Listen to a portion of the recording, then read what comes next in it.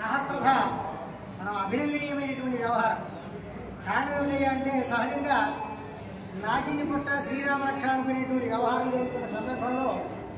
పండితులందరినీ కూడా అర్చకులు సమయపాలన కాకుండా